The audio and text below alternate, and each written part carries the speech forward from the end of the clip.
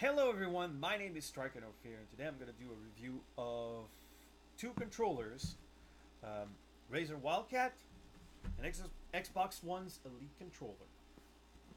So I play various games about with those controllers, and I'm going to give my opinions on it.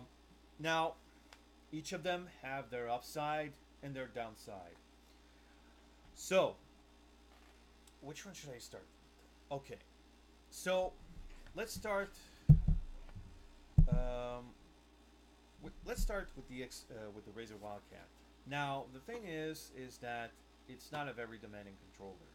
It doesn't ask for much. The thing about it, and sorry about the brightness and all, I'm just trying to adjust things. Um, I did some adjustment. Anyway, now here's the thing. Uh, it's not very demanding in terms of controllers. It's very easy to use. Sure, you might need a sort of instruction manual, but you're still going to be able to figure it out if you play with it. So you eventually know what you need to do. All right. So here's the thing. It has back triggers, which are can be removed, and there are two triggers which are next.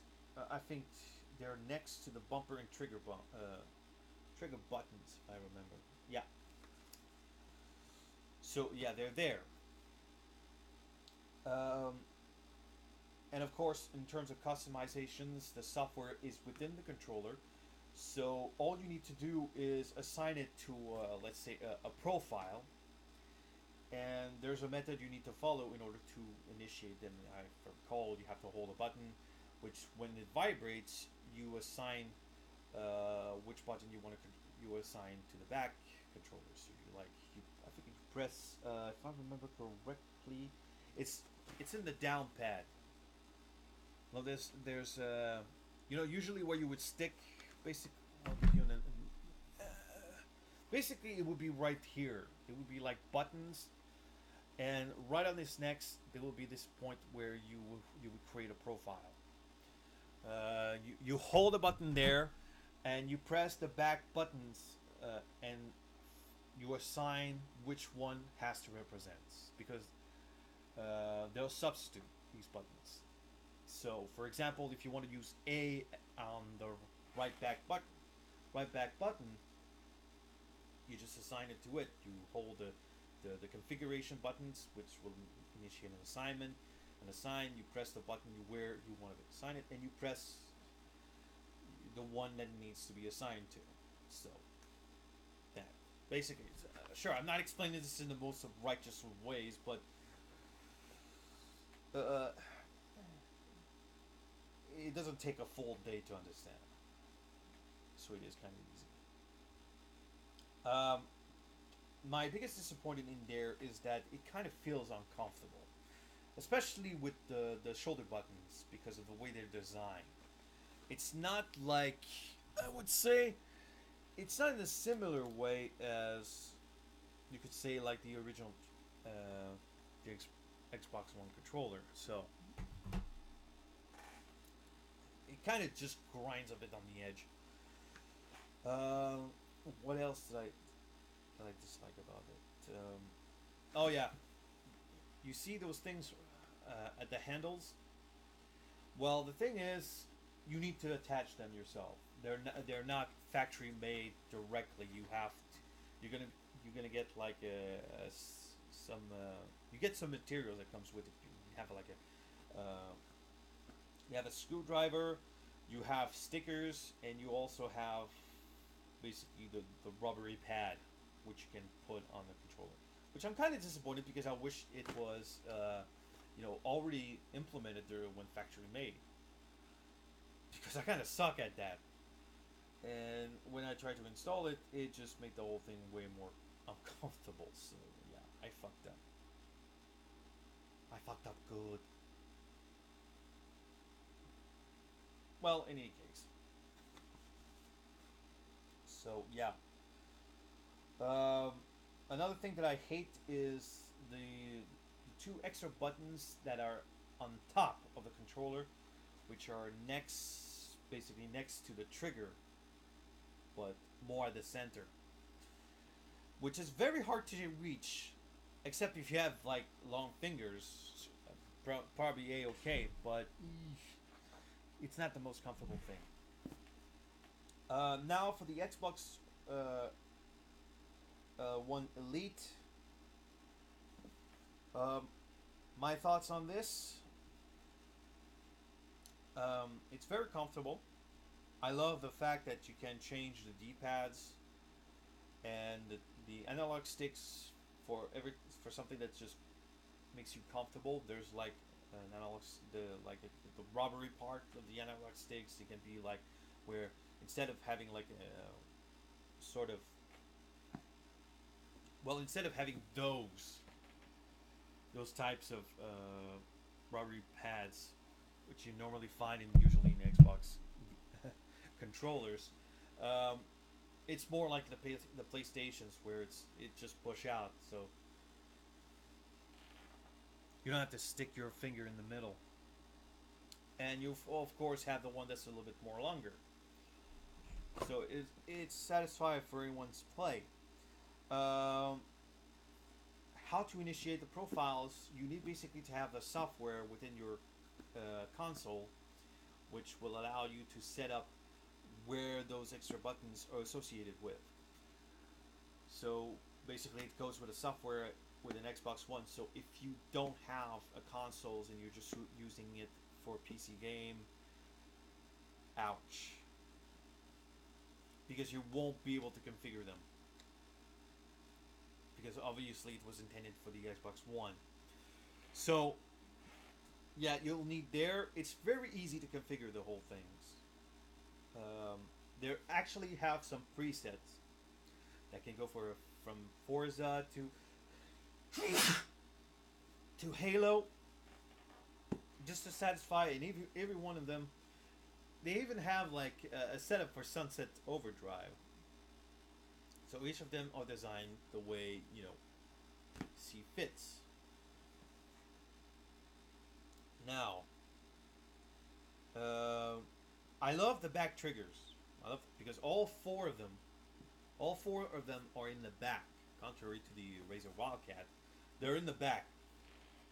So, and the thing is, they're removable. It's magnet attached, so there's no screwdrivers or anything like that. You can easily just pop it in, and it's gonna stay there. As long as the same thing for the analog sticks and the D-pad, it's all magnetic.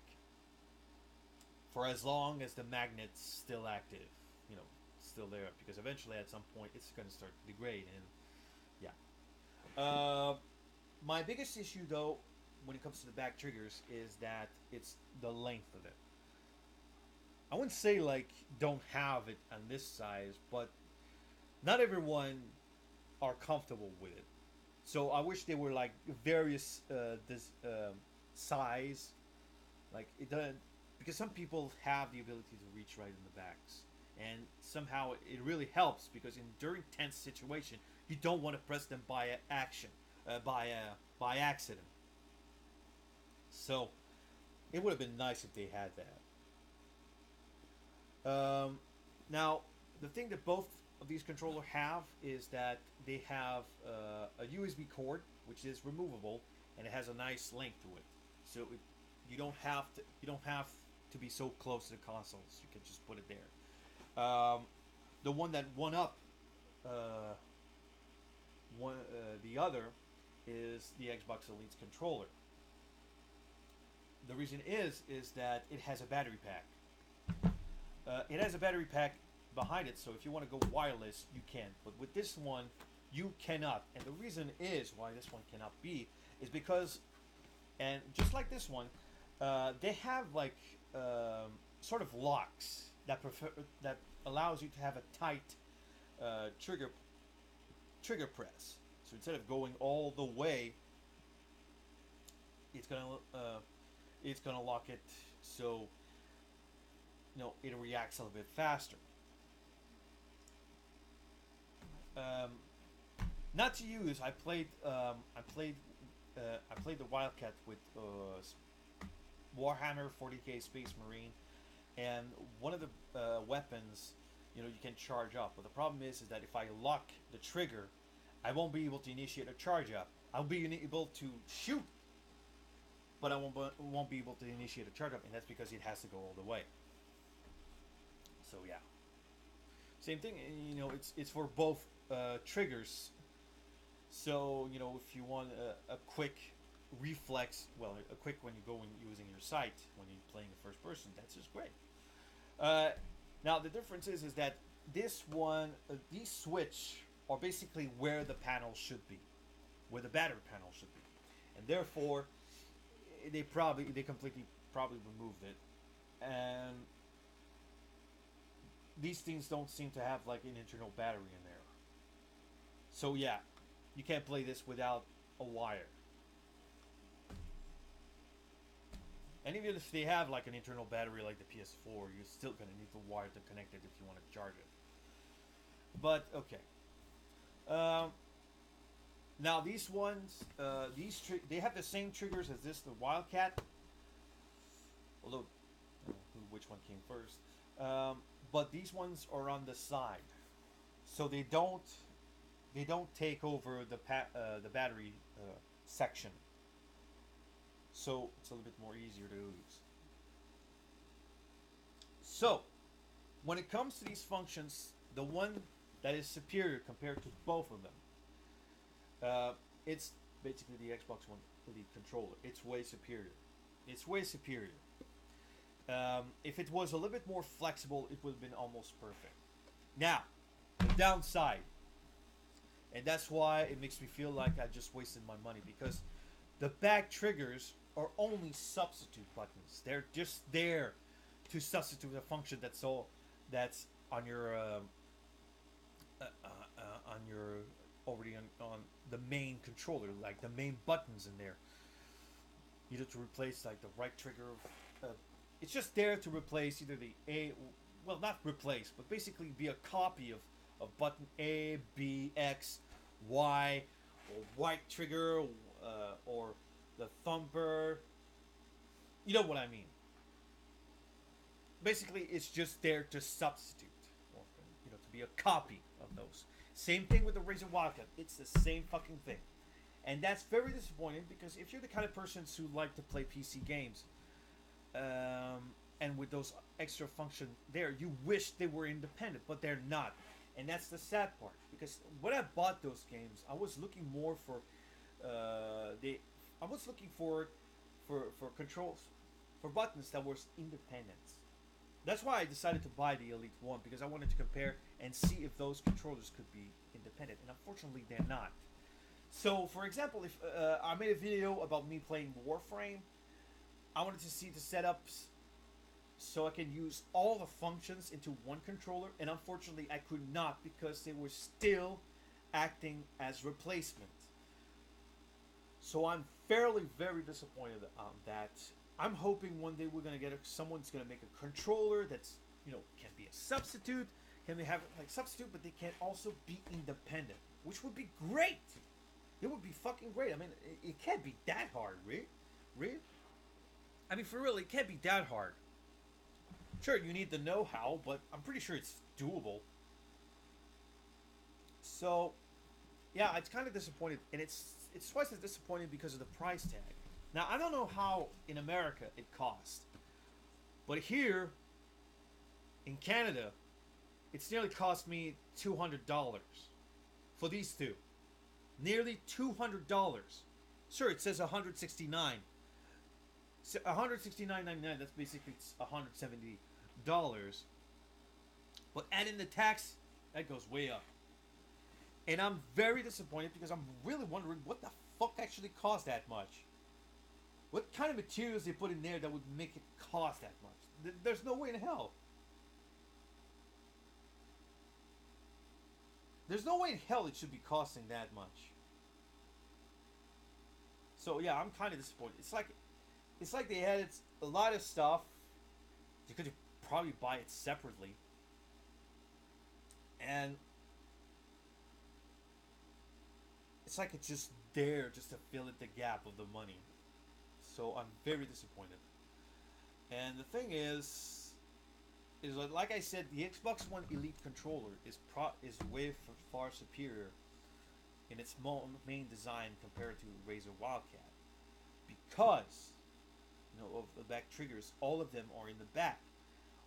The thing is that if they had they added some size difference, and that would have been good because to prevent any kind of accidental trigger, to accidentally press it during a tense moment. But again, I wish that these buttons could also be independent. I wish. That's what I wish. But in any case, unfortunately, it's not gonna be. It's not there yet. We have yet to. I'm still trying to find the perfect controller that really fits me. I would probably aim for. I wish the controller was a little bit smaller, not too small, but probably in the term comfort zone. But yeah, maybe smaller or slimmer, something like that. But yeah. So if in case you still don't care, don't care about independent features in the controllers, and you just want something that's as easy to accessible, go with this one. Go with this one. Remember, the triggers are removable, so if you only need two, just need two triggers. You can remove the other ones there and store it, and that's it. It's pure and simple. You don't need a fucking screwdriver. The Razer Wildcat, it's I don't know what they were trying. Now I love the feature that which you can customize it in anywhere, any place. You don't need a fucking software to customize your controller. But again, this one still won up the Razer Wildcat. So that's basically it. The only thing that's put a sting on it is the price tag, which sucks because when did they release this controller? You would have think at this time, 2016. Oh.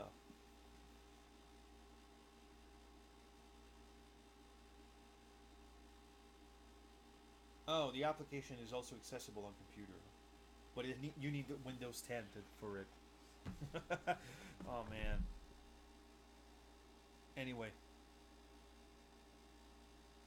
designed for esports. Not the best design out there. Razer Wildcat, not the best design. Not the best design. So, that's my review on it. It's up to you to decide whether you want to buy it or not. I'm just giving you my opinion.